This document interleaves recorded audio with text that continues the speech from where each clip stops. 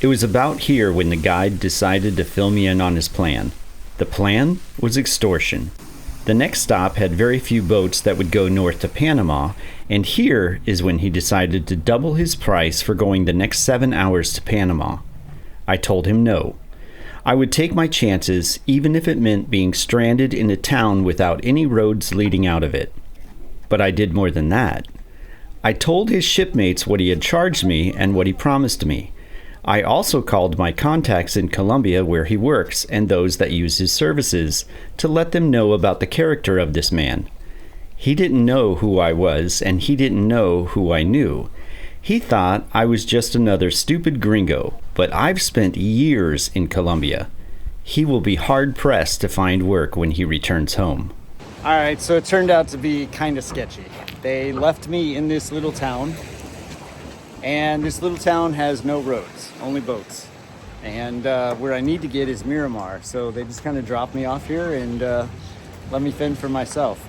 I met this guy who's a boat captain, so he should help me out. I'm hoping he helps me out because somehow I got to get out of this little town that's no hotels, nothing, just drop me off here. Yeah, turned out to be a little sketchy, but it's always an adventure.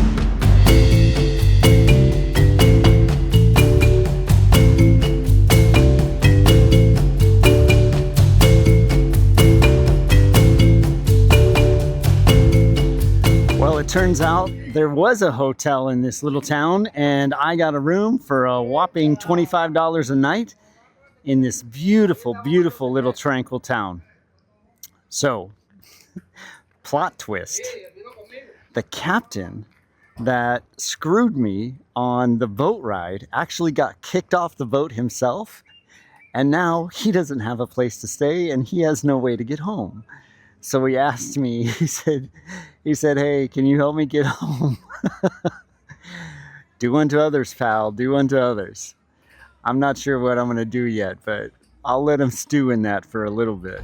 Either way, I am totally blessed, and my God loves me to put me into this little town, even though it's kind of a hassle and a hurdle. Eventually I'll get out of here, hopefully tomorrow morning.